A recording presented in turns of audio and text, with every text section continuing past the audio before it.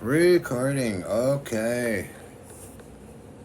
Oh, Mr. Evil had to go to the vet today. And he was not sure what happened, but he's okay. He's on his way back. He injured his leg or something, but anyway, he's okay. I'm waiting for everybody to return. I'll put that there. Okay, so.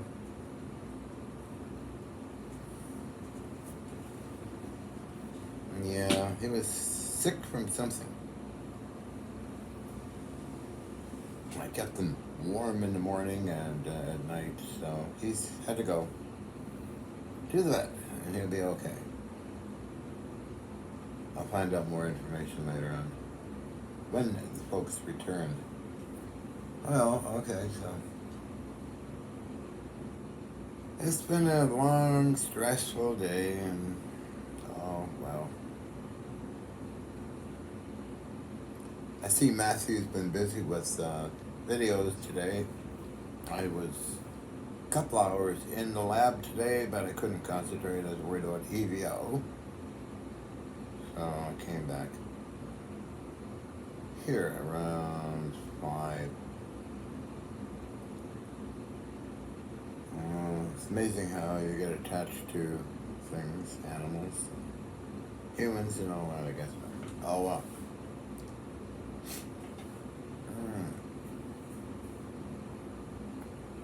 So Matthew's been going through some metal samples Paul has, which I've forgotten about.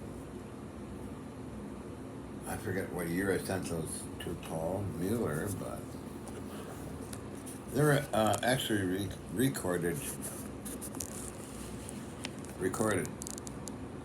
Happened a long time ago.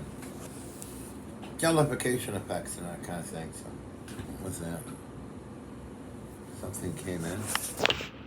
Some message. Anyway. Okay, so.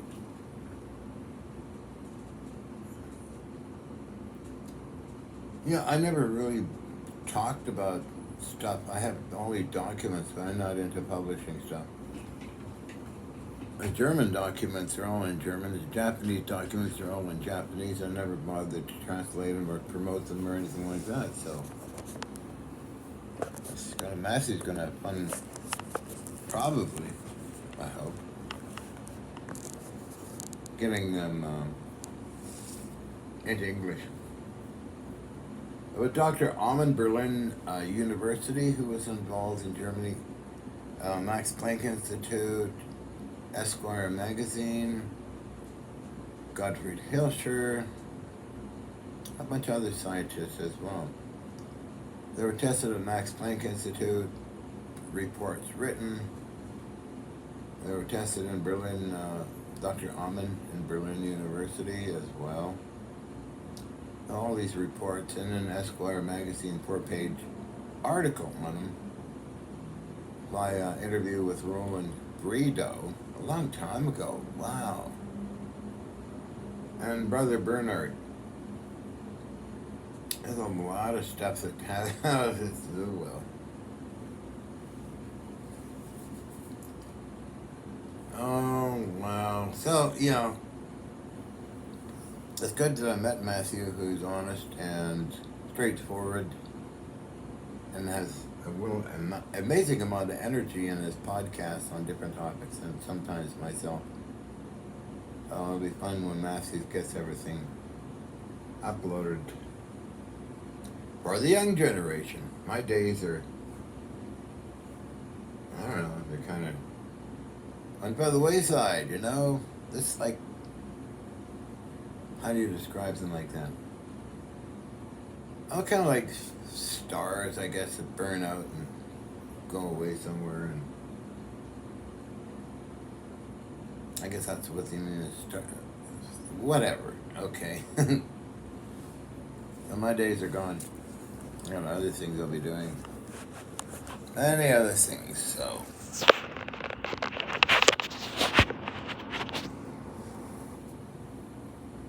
So, yeah.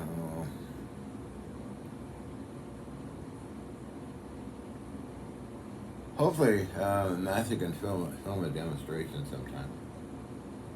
Or Colonel Alexander, if they want to. I don't know. I really don't know. I mean, it's old stuff, you know. I don't know. It's kind of boring, I guess, for most people these days. That's right. Trying to keep this thing steady here, so. Alright, so tomorrow I test some RF power unit. I got two more coming. 100 watts each UHF transmitters. Keeping busy. I was working on a cross slide.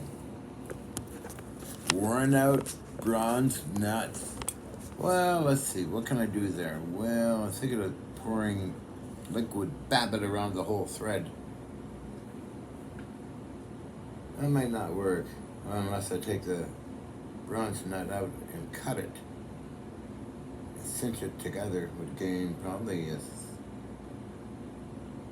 16th of an inch.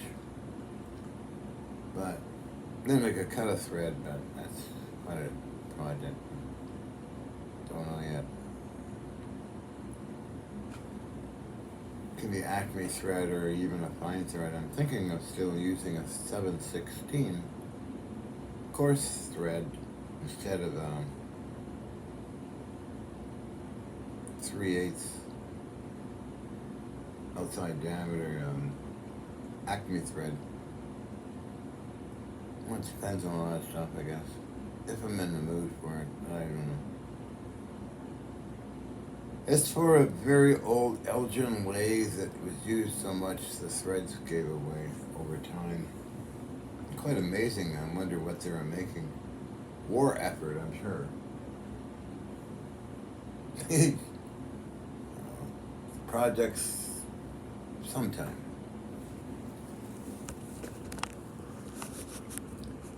Projectus.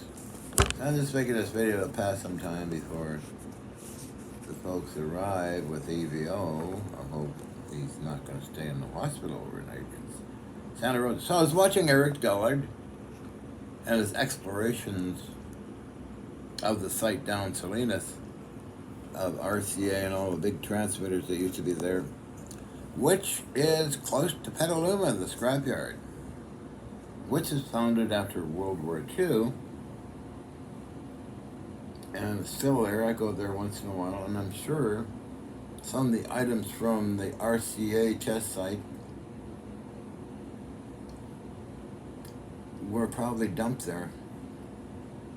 I found some very unusual electrical stuff, very big and heavy. So, you know, scrap people, they rip stuff apart, vandalize stuff, take it to the scrapyard and get money for it. Well, I should know, I've done the same thing, you know. But I'm sure some of the stuff I have probably is from that site. Capacitors and variacs and heavy duty stuff. Motors and generators. Small ones, not big stuff. Like ton stuff. And the heaviest I think is under 2,000 pounds maybe. But it's quite interesting, the history on the RCA and electrical machinery stuff, as well as transmission and VLF and kilocycles and high power stuff, low power stuff. I have quite a number of RAL, regenerative receivers, and other regen receivers from the 40s, late 30s, that do have a history, used on Navy ships. So I only collect or get or find stuff that's military standard. Commercial stuff is useless unless it's like HP. A lot of stuff is, a lot of electronic stuff is commercial stuff is garbage. You pull the tubes and toss it out, you know, or say some knobs. But Navy stuff and military stuff is built proper. You'll plug it in the wall and away it runs.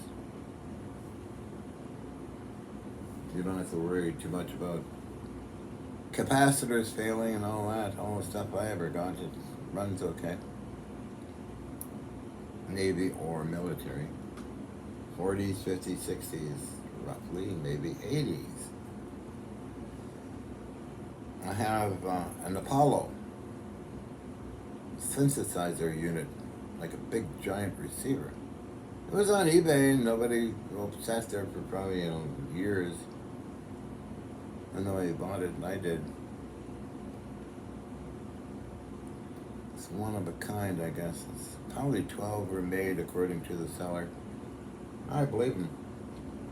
This thing's like all Collins and well made and has a Collins name on crystal ovens and tuning units inside of it. So, and many others I have too that are one of a kind. I should get going and check and see if anybody's home yet.